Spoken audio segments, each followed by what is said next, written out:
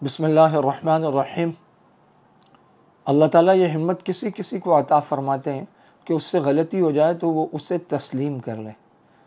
انسان ہے، فرشتہ نہیں ہے، انسان سے غلطی ہوتی ہے، اور جتنا بڑا انسان ہوگا اس سے اتنی بڑی غلطیاں ہوتی ہیں۔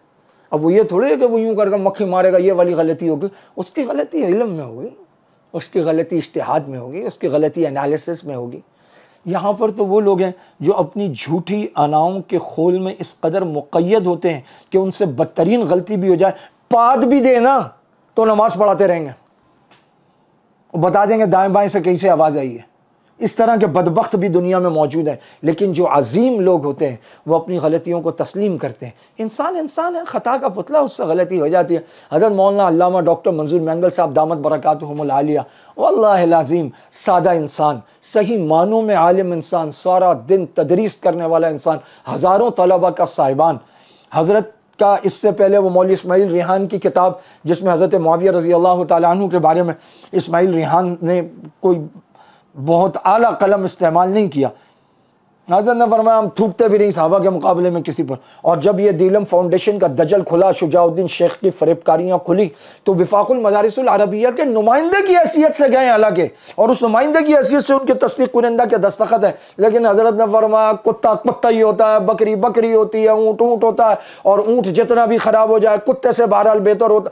مطلب ایسی ایسی مثالیں دے کے انہوں نے سمجھا دیا کہ بڑی بڑی غلاظتیں، اور وہ کیا ہے؟ منکرین قرآن، گستاخان صحابہ، ان کے سارے عقائد، ان کے سارے حوالے، یہ سب کچھ غلاظت ہے، گندگی ہے، کچرا ہے، بچوں کے لیے نہیں ہے۔ حضرت نے پہلے جمعے میں اس کی تردید فرمائی، اور اب دیگر ذرائع سے جو لوگ ملنے گئے تنہائی میں، فرمایا میں اس میں گیا ہوں، اس میں بہت گند ہے، اس میں بہت غلاظت ہے۔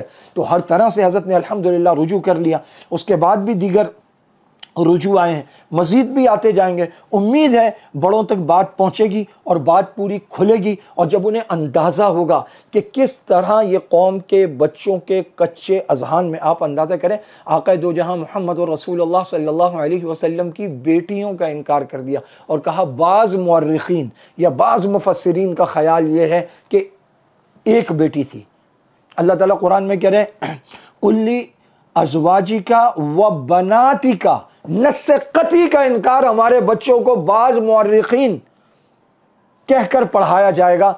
یہ والا نصاب، اس کو متفقہ کہا جا رہا ہے، یہ متفقہ نہیں ہے، متنازع ترین ہے۔ حضرت شیخ الاسلام علامہ ڈاکٹر، اصل شیخ الاسلام تو علامہ ڈاکٹر منظور مینگل ہے کہ غلطی ہو گئی تو پھر اس پر ڈٹے نہیں، مکھی پر مکھی نہیں ماری، کوئی اصرار نہیں کیا، یا چپ ہو کے گھس نہیں گئے کہیں، قبول کیا اس کو، علی اعلان اس سے برات کا اظہار کیا۔ لوگ کہتے ہیں منظور مینگل کا موقف بدلتا، نہیں، منظور مینگل صاحب نے یہ بتا دیا کہ اگر غلطی ہوتی ہے تو قبول کرتا ہوں، اور کھلے دل سے قبول کرتا ہوں، اور خود کو انسان سمجھتا ہوں، فرشتہ نہیں سمجھتا، خطاؤں سے مبرہ نہیں سمجھتا، کام کرتا ہوں مسلسل کرتا ہوں، جو کام کرتا ہے اس سے غلطی ہوتی ہے، بات کرتا ہوں مسلسل کرتا ہوں، جو بات کرتا ہے اس سے غلطی ہوتی ہے، پڑھاتا ہوں، درس دیتا ہوں، تفسیر پڑھاتا ہوں، سب کچھ کرتا ہوں، اور آگے بڑھتا چلا جاتا ہوں، اور جہاں دین کا کام آتا ہے، دین کا کام سمجھتا ہوں، اس کو کرتا ہوں۔ لیکن جہاں دیکھتا ہوں بیچ میں واسطے غلط آ گئے، حوالے غلط آ گئے، لوگ غلط آ گئے، کسی نے جھوٹ بول دیا، تو انسان ہوں، جہاں غلطی ہو جاتی ہے وہاں پر اس غلطی کا اعتراف کر لیتا ہوں۔